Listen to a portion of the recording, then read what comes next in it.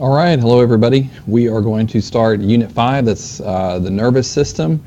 And if you notice here on the introductory slide, chapters 11 through 15 are parts of Unit 5. So your textbook gets pretty heavy duty into the nervous system. In fact, it's almost like a little mini neurophysiology textbook in some regards. So we will not be, well, what happened there?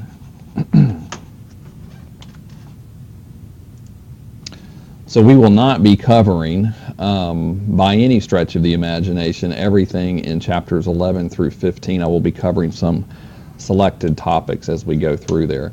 And now back in Unit 4, you actually had some of the harder physiology from this unit deals with the difference in charge across the membranes of neurons and what leads to an action potential and how an action potential spreads down the axon of a motor neuron. That's actually some of the harder physiology content for the nervous system, and so you've already survived that if you're over here in Unit 5. Although Unit 5 certainly has plenty of content as we now go into more detail about the nervous system. So this image from your textbook is just providing a quick, highly simplified overview of the functions of your nervous system. Now, you've already been studying, as we went over the muscular system, motor output. So this little red neuron you see here, that's representing a motor neuron. That little dot there is supposed to be the cell body of the motor neuron. And remember, those are in the spinal cord or up in the brainstem, the ones that control muscle contraction. And so those send their axons out to muscle fibers and your skeletal muscles and stimulate muscle contraction. So that's what we've been learning about back in Unit 4. Now, another major function of your nervous system is sensory input, as you see here. So there are other neurons called sensory neurons that are involved in your senses. So touch, pain, eyesight, hearing, balance, those types of things. And we've talked already a little bit off and on about the networking between neurons that occurs in the nervous system. And so you got all this sensory input, that's incoming info. You've got motor output. Those are signals that are being sent outward to parts of the body. And, how is all this information put together, all this signaling that goes on? That's called integration. That's another function of your nervous system, and more specifically, that occurs in the part of the nervous system we call the CNS, or the central nervous system, and that involves your brain and your spinal cord. So as we'll be seeing, your brain especially has to take all this sensory input information that's coming from various sources from that branch of the nervous system, and take all that information, integrate it together, process all of those different signals, and make decisions about what the response should be. So then it's going to send outgoing signals to tell muscles or glands, or in some cases your vital organs, what it is that they need to do. All right, so some divisions of the nervous system. As I mentioned just a minute ago, one of those divisions is the central nervous system. That consists of your brain and your spinal cord. Key thing that goes on there is integration. Of course, your brain is also your command center. And on this little diagram over here, which incidentally, this is an image. If you've ever been to or you've heard about the Bodies exhibit, they have a permanent one over in Atlanta, and then the Bodies exhibit also tours around the country, but they have very carefully preserved human bodies that have undergone a process called plastination, where they inject a chemical into the body and it solidifies into almost like a plastic type substance, which stabilizes it. And then what they do really cool stuff, like like you see here in this image, they've kept the nervous system and they've removed all of the other tissue, so you can see the nervous system by itself. So there's the brain and the spinal cord. Those are your central nervous system features. The rest of the nervous system is called the peripheral nervous system, and these are all these nerves that branch off the spinal cord and the brain and the brainstem and extend out to the periphery of the body, away from the center, out to the edges of your body, everywhere.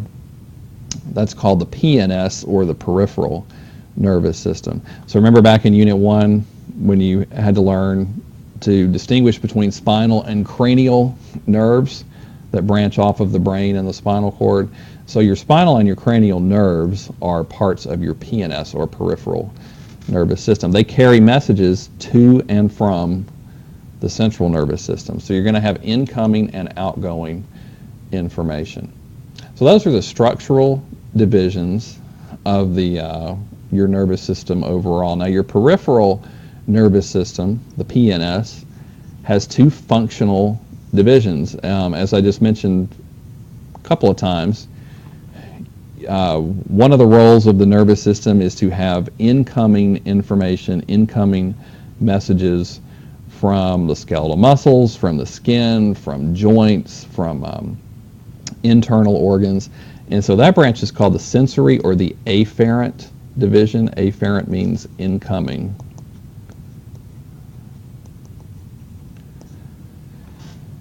The sensory division can actually be divided up separately. It can be subdivided. You have what are called somatic afferent fibers. Somatic refers to the body.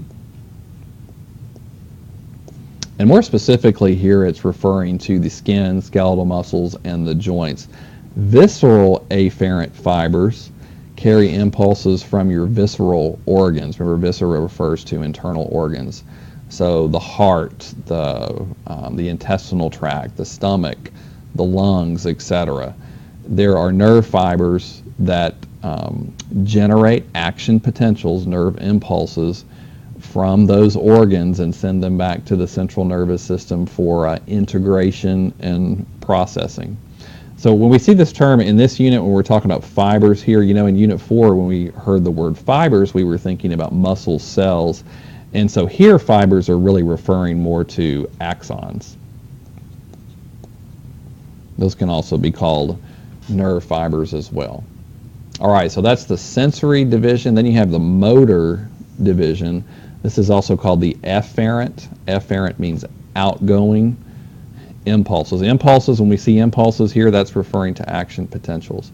So as we studied in Unit 4, this consists of outgoing impulses being transmitted to your skeletal muscles, but then also things like cardiac muscle, other types of muscle as well receive signals. Cardiac muscle, smooth muscle, and then also glands, you know, major glands of the body as well are under the control of the nervous system. So it's not just about the skeletal muscles. In this unit, we'll learn more about how these other types of involuntary muscle, your cardiac and your smooth muscle, are controlled by the nervous system. And then also you have some control of glands as well. All right, and here's another look at this. The motor division of the PNS, that's another, again, that's going to consist of outgoing impulses, outgoing signals from the central nervous system out to other parts of the body. So like they're showing you here on the red lines.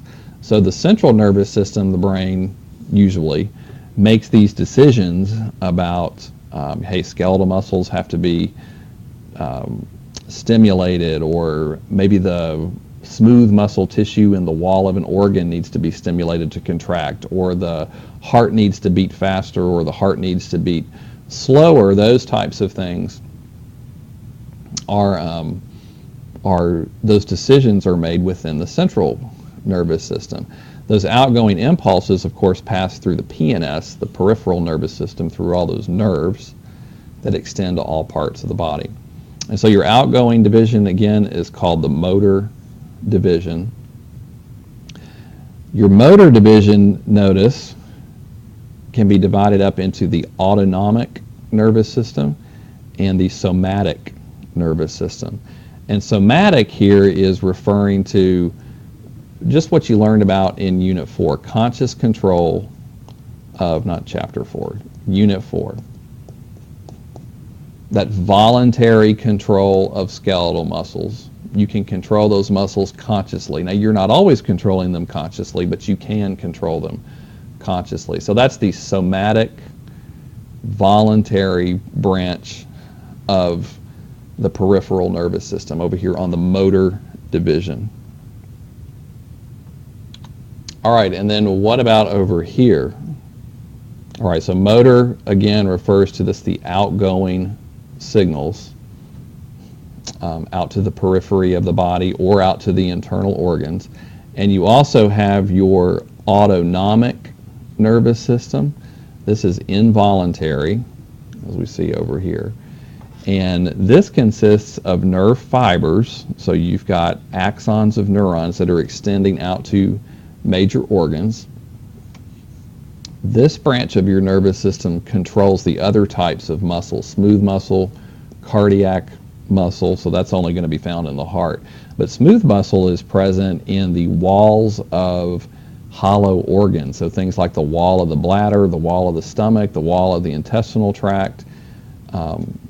That type of muscle tissue, which can contract, say, to squeeze food through the digestive tract, or the bladder contracts and squeezes to help you empty urine, that's under the control of the autonomic branch of the nervous system. And we'll have a lecture a little bit later to learn more about the autonomic branch of the nervous system.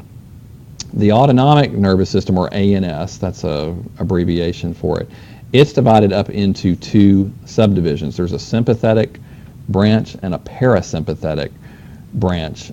Sometimes the sympathetic branch is thought of as your fight or flight branch, and the parasympathetic branch is sometimes called the, come on stylus, rest and digest branch.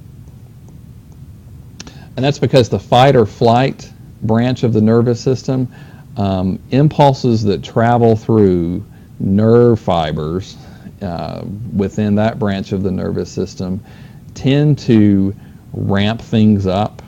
Not all body systems get ramped up by the sympathetic branch of the nervous system, but many of them do.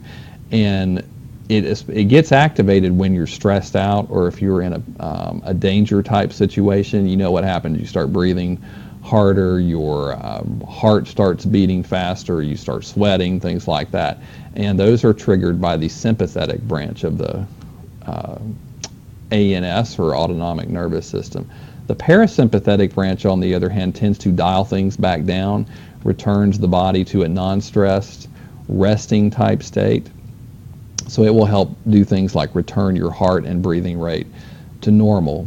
And we'll talk a lot more about that later during the unit. All right, this is a pretty nice little figure from your textbook, because it's kind of complicated, but it's showing you examples of these different branches of the peripheral nervous system and how they're linked to what's going on over here in the central nervous system, your brain and your spinal cord. So again, your peripheral nervous system, or PNS, consists of those cranial and spinal nerves, and you've got outgoing and incoming information. So in blue, the blue lines here are sensory incoming info, and the red lines over here are motor outgoing impulses.